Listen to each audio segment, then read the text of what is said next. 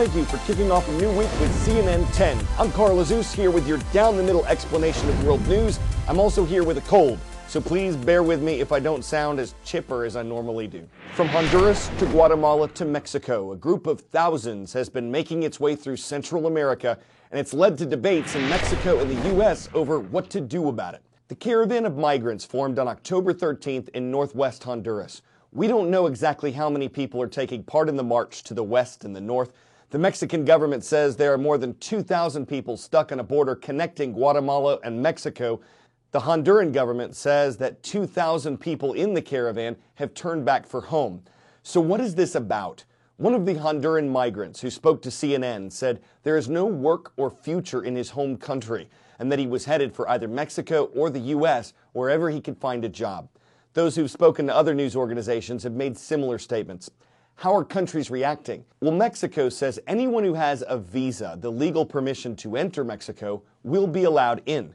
But anyone who doesn't will have to either apply for refugee status, which would give them protection in Mexico, or be processed and sent back home. The U.S. government has been pushing Mexico to make sure that the march does not reach the U.S. border. And President Donald Trump has threatened to stop U.S. assistance to Honduras, Guatemala, and El Salvador unless they do more to stop caravans like this one from heading toward the United States. Honduras and Guatemala said they were taking action to bring the migrants home, but many of those who've made it to the Mexican border with Guatemala are literally caught on a bridge between two nations. Some crossed into Mexico from Guatemala by boat.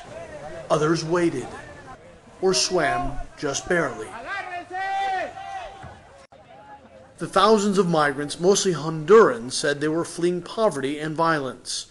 On Friday, Mexican police stopped the estimated 4,000-strong caravan of migrants dead in their tracks on a bridge that joins Mexico and Guatemala. The bridge became a holding cell, one without bathrooms or water or mercy from the brutal sun, where the crush of migrants waited to see if they would be allowed to pass.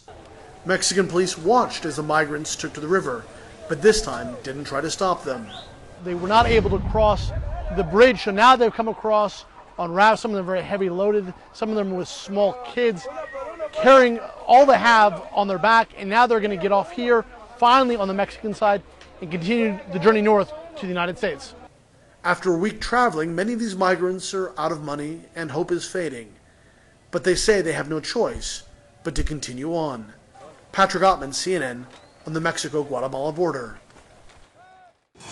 10-second trivia. On which of these holidays do Americans plan to spend the most amount of money? Mother's Day, Easter, Valentine's Day, or Halloween? According to the National Retail Federation, Americans spend more on Mother's Day than any other event on this list. Bet you were thinking Halloween with that event just over a week away. It's not even in the top 5 holidays on which Americans spend the most amount of money. Still, according to the survey by the National Retail Federation, we are expected to spend $9 billion on Halloween this year. It's a little less than last year's record of $9.1 billion. Costumes will account for $3.2 billion of planned spending. Princesses and superheroes are the most popular costumes for kids. For adults, it's witches, vampires, and zombies, oh my. Know what else is in the top 4? Pirates are.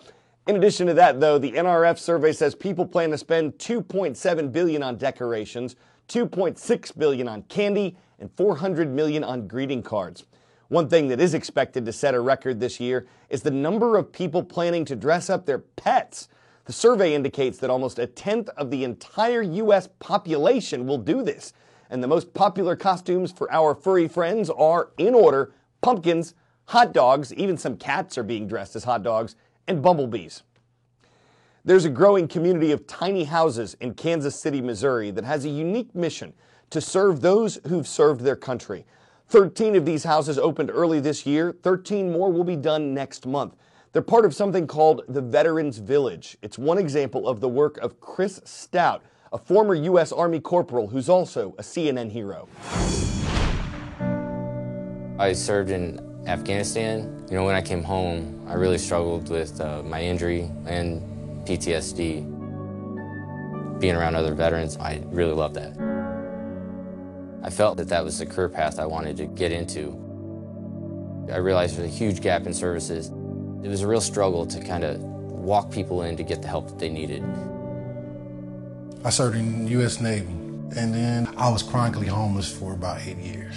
You feel a sense of desperation, loneliness. I had no hope. If you've ever served, you know that if one of your fellow platoon guys, they need help, you help them. Take that, fill that out for me. The Veterans Community Project is designed to be the place that says yes first and figures everything else out later. There's your card. We serve anybody who has ever raised their hand to defend our Constitution. What branch are you? Navy. Oh my gosh. We are the go-to place for all things veteran. You guys got a bus pass, all that good stuff? Yes, sir. You don't know how much it helps us. All right. It really does. One of our flagship programs is our free bus passes for veterans. They've given out more than 1 million rides in less than a year. For homeless vets, the tiny homes gives them their own personal, private space. I didn't know what a tiny house was. I had to Google it. A fully furnished home provides everything that these guys need to live with dignity, to live safely, and to just fix what got them there in the first place. How come you're not sleeping? I don't know. So if you want to get squared away, dude, we'll get you hooked up. So our tiny homes are organized into a veterans village. They get to know each other, they're supporting each other. We've all kind of put on that uniform, and it's just a wonderful brother and sisterhood here. It's like having a second family. I know the homes are small, so we made them all the 5x7s. Oh, these are really cool. This is like we couldn't have done this without the community. We have 13 houses built. We just started another 13 homes.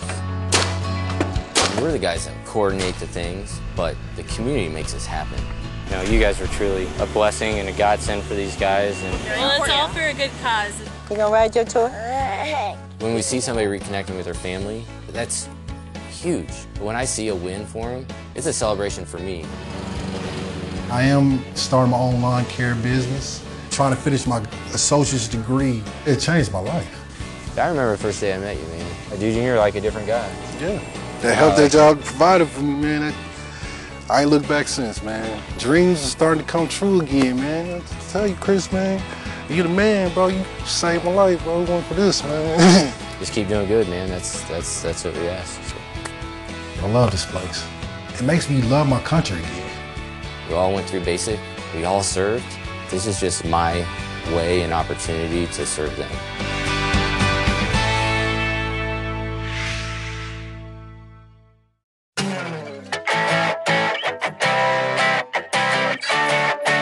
It's the Great Pumpkin, Charlie Brown. The U.S. state of Minnesota is one place where farmers try to grow the giganticest gourd they can, and this prodigious pumpkin is a winner with a weight of 2,091 pounds. That's more than some two-seat sports cars.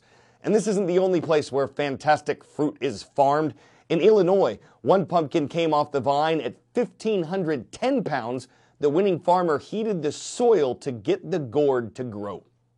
Guess it stems from a deep-seated desire to carve out a niche for yourself by growing the vinest, the most gorgeous, the most overprized pie in the hopes of utterly squashing the competition. I'm Carl Azuz for CNN 10.